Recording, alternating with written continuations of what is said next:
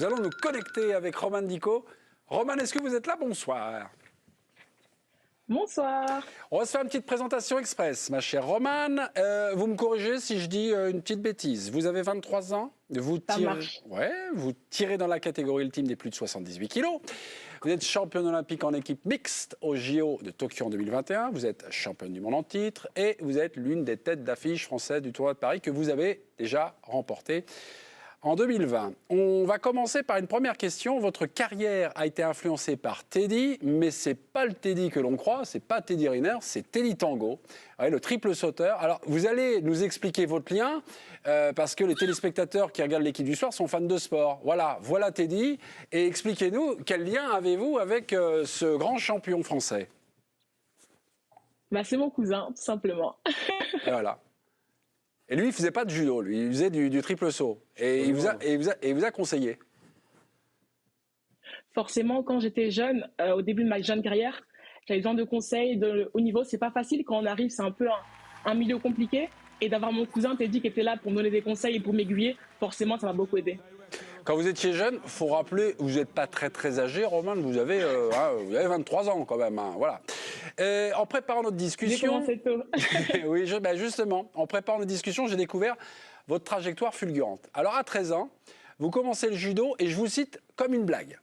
On est en 2012, vous avez 13 ans. Et vous faites votre premier cours. Alors je vais saluer le club, c'est le Randori Club de Villeneuve-le-Roi, c'est en région parisienne, Val-de-Marne, si je suis bon en géographie. Là, le coach vous met directement chez les adultes en raison de votre gabarit, ok? Et maintenant, alors, vous racontez la suite, c'est sur une interview que j'ai trouvée sur le site A-Bloc, réalisée par Sophie Danger, la journaliste que je salue, et je vous cite, vous racontez. Je suis allé dans le cours adulte, et mon premier coach m'a dit tout de suite dit qu'il fallait qu'il rencontre mes parents parce qu'il pensait qu'il y avait quelque chose à faire avec moi. Romane, moi j'aimerais que vous nous racontiez qu'est-ce qui s'est passé dans ce premier cours avec les adultes là, pour que votre coach dise faut absolument que je vois. Qu'est-ce qui s'est passé? Racontez-nous.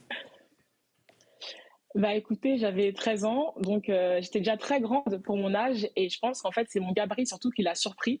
C'est vrai que Karim m'a tout de suite dit ok Romane, faut faire un truc avec toi parce que tu as le corps pour faire du haut niveau. À l'époque, lui était sparring partner de David Douillet, donc en fait, il avait déjà vu un peu les gabarits types, on va dire.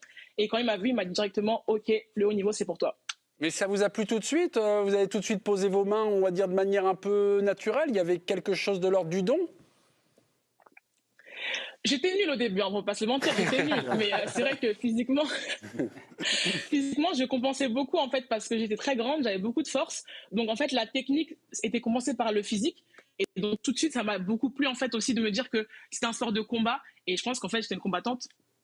Vous mesurez 1m80, à 13 ans, vous faisiez combien?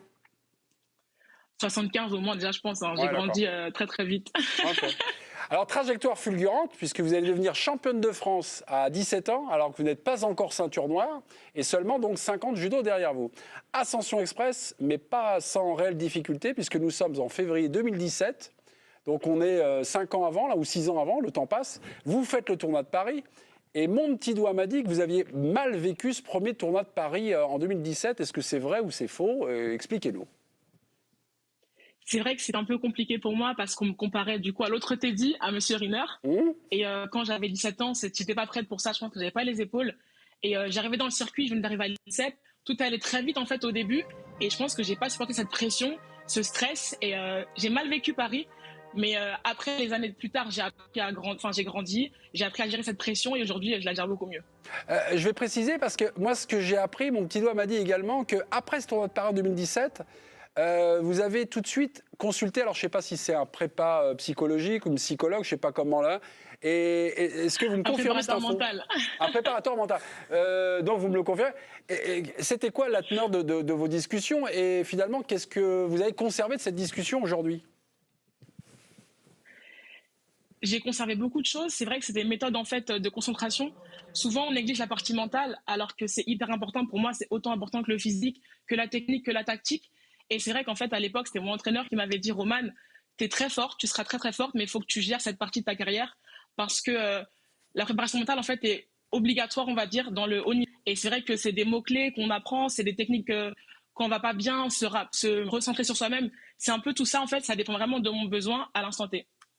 Donc c'est quelque chose qui est systématique un peu dans votre sport, parce que souvent, nous, on fait des débats sur le foot, et d'aller consulter un prépa mental, on a l'impression que les gens ne veulent pas parce que c'est considéré, mais non, je ne suis pas fou. Il y a ça. Vous avez aussi, vous, ce genre de réaction ou pas du tout?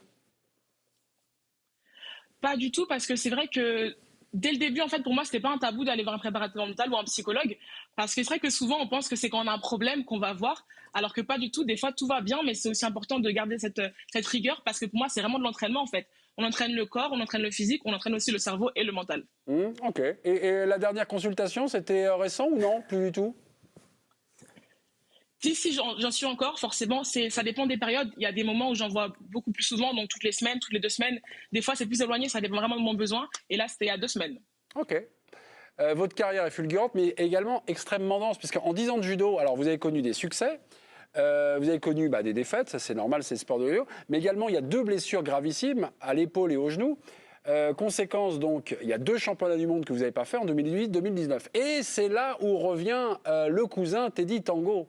Parce que Teddy Tango, c'est votre cousin, il a une carrière de très très haut niveau, mais il paraît qu'il vous a conseillé dans ces moments clés et il a été assez cash. Alors, moi, d'après ce que j'ai lu, j'en déduis ce qu'il a pu vous dire. Je vais jouer votre cousin si vous permettez. De toute façon, on en dirait que vous n'avez plus le choix. Je vous en prie. Voilà. Alors là, vous êtes au fond du baco, vous êtes blessé. Est-ce qu'il vous a dit ça? Roman, calme-toi. Tu vas te faire opérer. Tu vas louper les mondiaux, mais t'inquiète pas, t'es jeune, t'en feras d'autres. Arrête de pleurer sur toi. Concentre-toi sur toi seul et arrête de regarder les autres. Et surtout, arrête de regarder tes petites coéquipières de l'INSEP. Non. Trace ton chemin et surtout, trace ton propre chemin. Est-ce que c'est à peu de choses près sur ces choses-là qu'il a appuyé, Teddy? Très belle imitation, vraiment, j'applaudis. Non, c'est vrai que c'était c'était vraiment compliqué parce que j'étais jeune, en fait, et j'ai parfumé très tôt.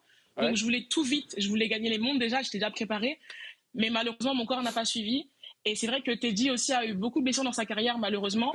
Et pendant ces moments-là, ces années d'arrêt, il m'a vraiment beaucoup, beaucoup aidé pour me dire, Roman, voilà, vraiment, t'es jeune, tu as le temps. Je sais que tu veux tout avoir vite, mais à un moment, quand ton corps dit stop, il faut savoir l'écouter. Et tu as de belles années devant toi à avoir dans le judo. Donc, juste prends le temps de t'opérer, refais-toi un bon corps et ça ira bien après. Pardon, mais sans Teddy Tango, est-ce que vous seriez encore judokate aujourd'hui? Je pense que je serais judoka, mais je ne serais pas la judoka que je suis aujourd'hui parce que Teddy m'a beaucoup aidé. Depuis vraiment mes débuts, il est là. Aujourd'hui, il s'occupe de mes préparations physiques.